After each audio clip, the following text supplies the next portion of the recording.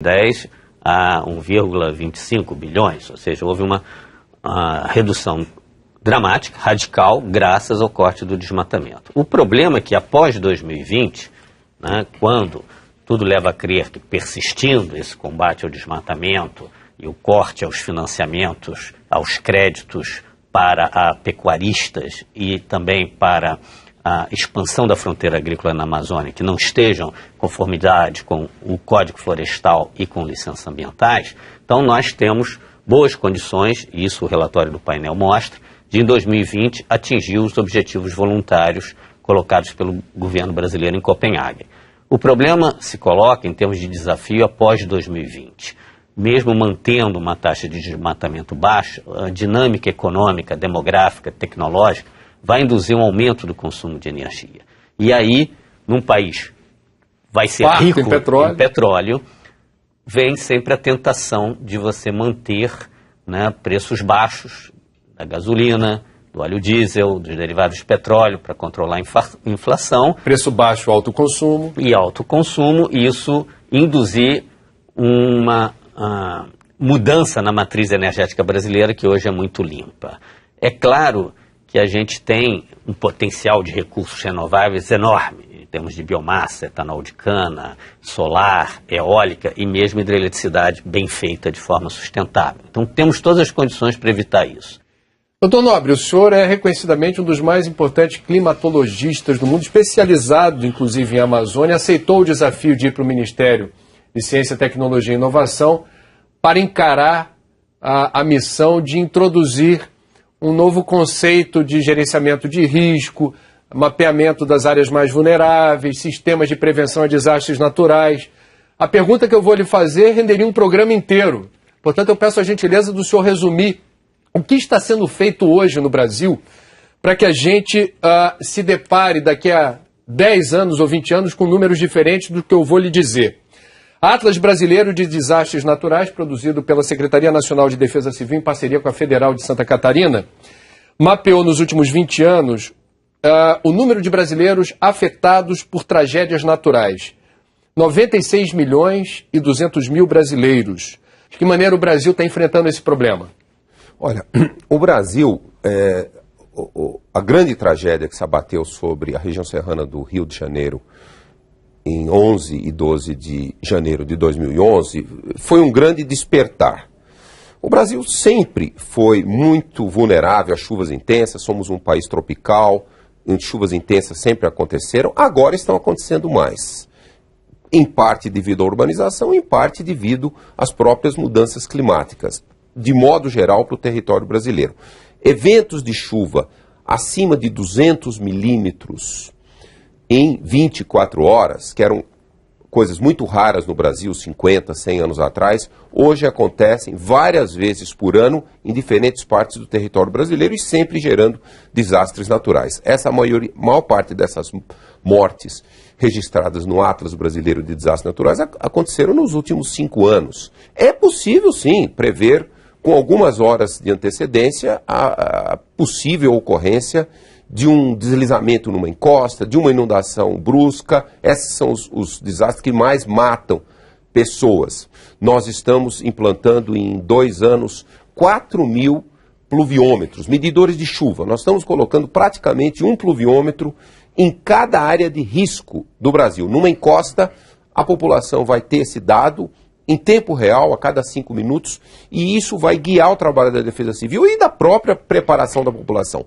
Novos sistemas de alerta de secas para o Nordeste, que é um problema histórico, a maior parte desses 96 milhões de pessoas afetadas no Atlas Brasileiro de Desastres Naturais são os afetados pelas secas do Nordeste. Então, nós estamos finalmente, na verdade, recuperando o tempo perdido, nós estamos recuperando esse enorme passivo que foi uma inação brasileira, da sociedade brasileira, de passivamente aceitar os desastres naturais como atos, talvez, da vontade divina, e não como extremos da natureza, que podem ser conhecidos, pelo menos no sentido de previsão. Vamos prever a ocorrência e afastar as populações dessas áreas de risco. Isto é um programa que começou em 2011 e eu tenho certeza que trará resultados muito importantes a partir de agora para todo o território brasileiro.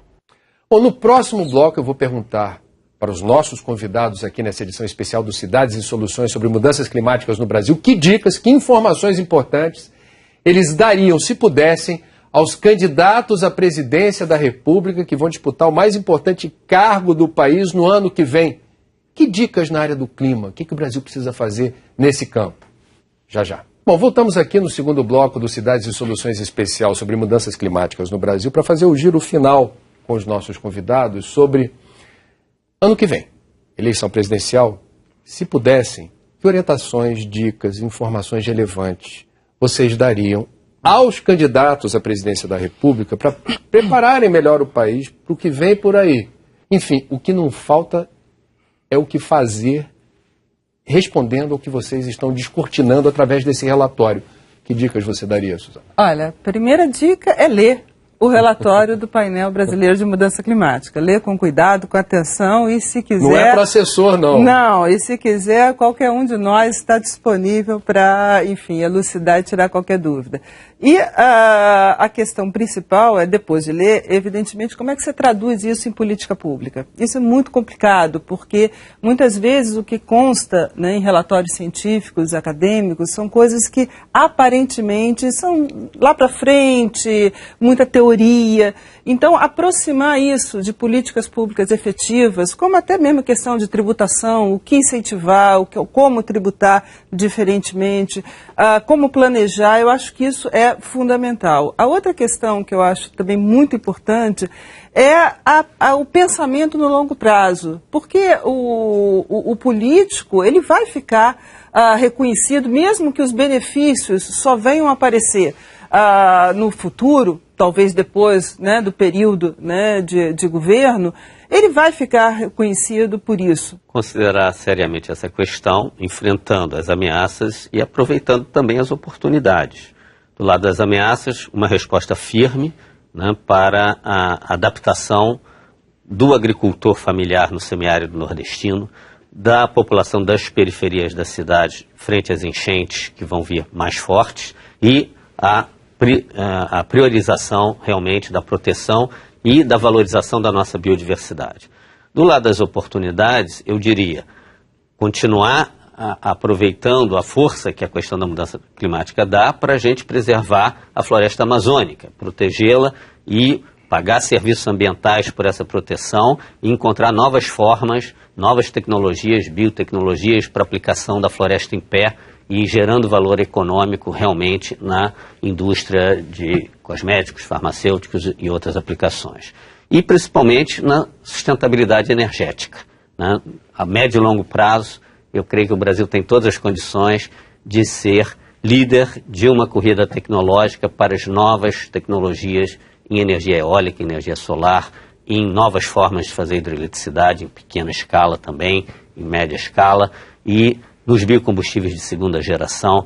Nós temos também uma possibilidade, dada a infraestrutura que a gente ainda tem que investir, né, em aumentar a eficiência energética. Sistemas de transporte, né, de cargas baseado em ferrovias e hidrovias, basear a mobilidade urbana em transporte coletivo de massa sobre trilhos e BRTs. Então temos aí uma série de oportunidades que, na verdade, vão se traduzir em qualidade de vida também para a população local e em crescimento econômico e geração de empregos. Creio que é preciso taxar os combustíveis fósseis. É fundamental a gente ter uma verdade tarifária, né? Fazer com que a gasolina e óleo diesel sejam responsabilizados pelos custos e também óleo combustível industrial que trazem para a sociedade. Muito bem. Doutor Nobre, que dicas o senhor daria para os candidatos à presidência da República em relação à questão do clima no Brasil? De maneira muito simples, vamos tornar o Brasil o país da sustentabilidade. Por que não? Poucos países do mundo estão nessa fronteira, a Escandinávia e alguns outros poucos países. O Brasil tem todas as condições de se tornar o primeiro país em desenvolvimento e o primeiro país tropical a claramente atingir o estágio de sustentabilidade. Esse é um plano de longo prazo, que se constrói em 10, 20 anos. Mas nós temos que começar. Já começamos. Então, o recado que eu dou a todos os candidatos a presidente é: vamos tornar o Brasil um dos países mais sustentáveis do mundo.